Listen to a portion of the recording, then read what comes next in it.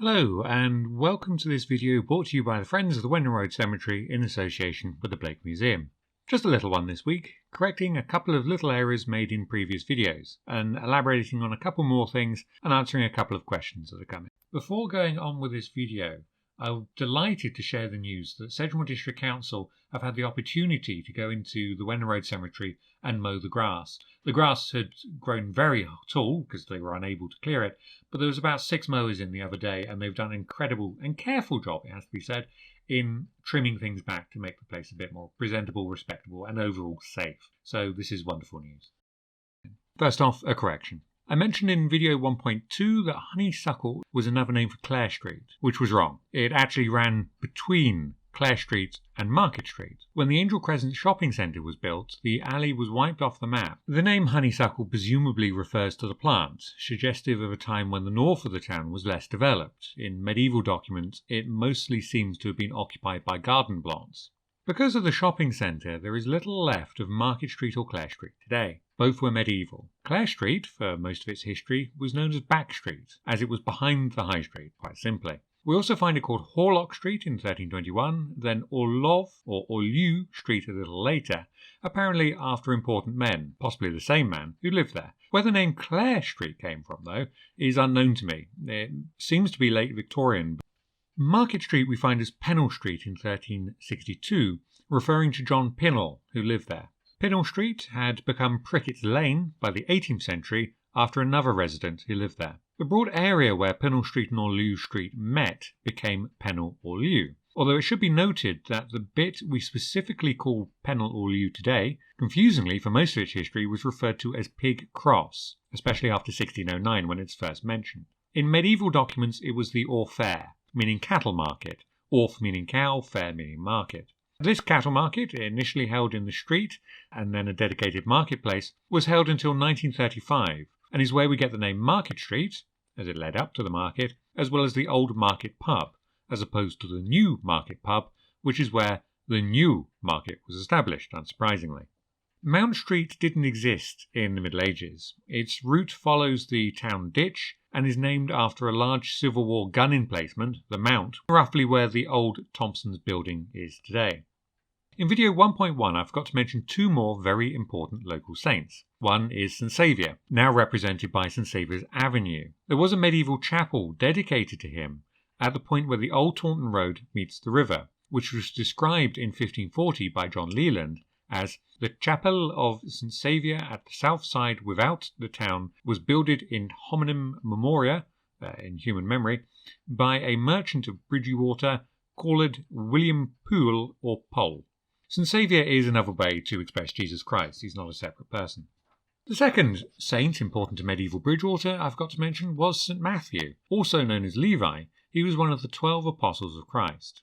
St Matthew's Field is first specifically mentioned in 1469 and was named after the fair that was held there. Bridgewater Fair is mostly a fun fair today, but in the Middle Ages a fair was a special annual market event for trading livestock. The fair itself is first mentioned in 1249 and is possibly earlier from when the town was founded in 1200. It started on St Matthew's Day, the 21st of September, and lasted for 8 days. It had initially been held inside the town, but was moved to the Fairfield from about 1404 and has remained there for 616 years and counting now. Bridgewater actually had around 5 fairs in the Middle Ages, and only one survives today. Even Wemden had its own fair for a while, held on St George's Day. There's some follow-up on my statement from video 1.2 that we have no idea where the people from the 1565 to 1566 plague or the 1645 Civil War storm of Bridgewater are buried. Well, although we don't have an exact idea, there are a couple of clues that exist. For the 1565 plague, it's not impossible that they were actually buried in St Mary's Churchyard.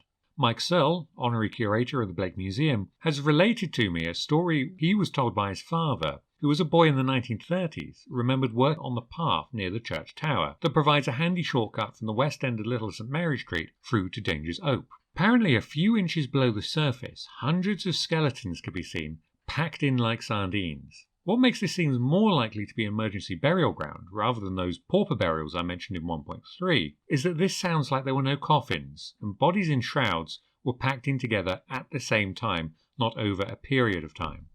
Related to this, something Tony Woolrich's study of the burial registers of St Mary's Church does reveal is that there were no additional burials for the year 1665, at which time plague is known to have ravaged the country.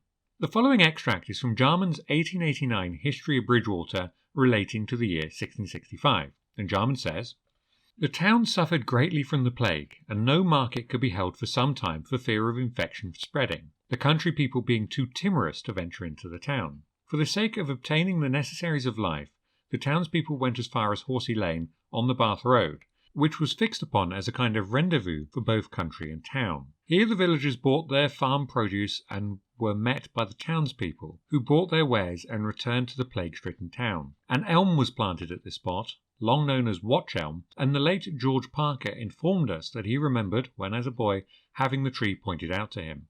There is no record extant as to how long the pestilence lasted.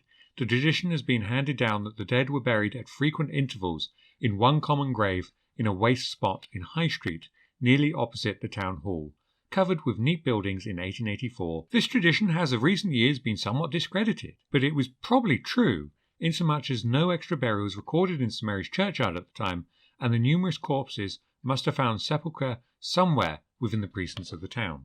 The notion of this plague site on the High Street, which was on the corner of Lamb Lane, is an interesting one. Unfortunately, Jarman does not give an explanation of how this idea had been discredited. It could be that nothing was discovered when the new 1884 buildings were erected. However, it does remain puzzling how this exceptionally good piece of land, in a very built-up area of town, had remained unbuilt on for so many years. We see what appears to be trees on the 1735 Strachey plan of the town, for example. In 1.2, I mentioned that we did not know where the soldiers killed in the fighting during the Civil Wars of 1645 were buried. This is right, we don't, but there are bits of obscure evidence that might hint towards something.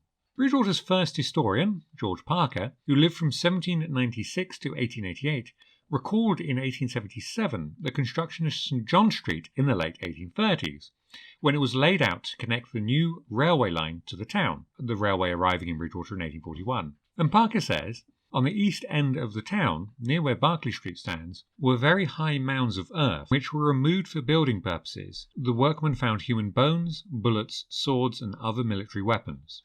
I've already mentioned the Mount of Mount Street. Well, during the 1640s, Bridgewater was very heavily fortified. Sometimes modern accounts of the Civil War mention Bridgewater Castle, and put that from your mind. The castle was an irrelevance at this point and played little role at all. Instead, the town was surrounded by serious earthworks. The old medieval ditches were enlarged, and the suburbs of the town, West Street, Northgate and Monmouth Street, were all flattened to create a clear line of fire. A large fort was also built out with these defences. Contemporary accounts of the storm at the town mention a great Fort Royal, and this might have been the feature described by Parker, as the area where Berkeley Street now stands is certainly well beyond the town's perimeter at the time. While removing this feature, we can perhaps understand the finding of bullets. They would just be left behind after the battle. Swords are unusual, as these would tend to be picked up afterwards, unless they were mangled to the point of uselessness. But bones are a little harder to square. Aside from lost teeth and the odd finger, bodies are not usually left on the battlefield after the event. My explanation for this was to assume that the earth used to create this fort may have been dug up from the area of the old medieval hospital at St John. Then the old burial ground would have been disturbed, hence the bones. Mind, it could be that a pit was dug around the fort after the battle and used as a burial site, especially if the fighting was particularly heavy in this area, and I shall leave this mystery with you. Finally, to return to plague pits for a moment, I'd like to return to the pit in Mansion House Lane and this image. I mentioned in 1.1 how the burials under the house on the right here possibly dated to the 1349 Black Death, although it's not, of course, certain. Well, I want to dwell on this a moment, as it's worth dwelling on the spire that overlooks this spot. It's easy to forget about this beautiful feature of our town, so ever-present it has always been. Somerset is famous, at least in architectural circles, for the very distinct type of late medieval church tower, lofty with these set of pinnacles, the best example probably being North Peverton down the road. Yet, of course, Bridgewater has to be different. This is because the spire predates these later fashions. In its own right, St Mary's is a wonderful piece of design and quite unusual in being so unadorned. Other spires of a similar date, although a bit earlier, such as St Mary Redcliffe's in Bristol or Salisbury Cathedral, tend to have more fussy bits, but the master mason of Bridgewater kept it as sleek as possible. Wonderfully, we know exactly when the spire was added to St Mary's, as the building accounts survive today, and these go from November 1566 to November 1567. The money was raised from the townfolk, from wills, and from several donations. The design and overall scheme was possibly devised by Nicholas Wallis of Bristol, who was paid a lot of money, and at one point, possibly because of a small crisis, had to be fetched all the way from Bristol at short notice. The operations on the site seem to have been overseen by Robert Cross. The reason for bringing up the lofty heights of this spire in relation to the low pit of Mansion House Lane is that they are sort of related. Less than 20 years after the town had been utterly devastated by the Black Death, inflicting unimaginable horrors for every family and person who was alive at the time, the survivors put all their energies into this glorious structure, going quite literally from a low point to a high point. I think this is wonderful. Think of that when you next look up at the spire and think of what the people who built it went through. And wonder, after this current crisis is over, what might be achieved by 2040 in a similar way.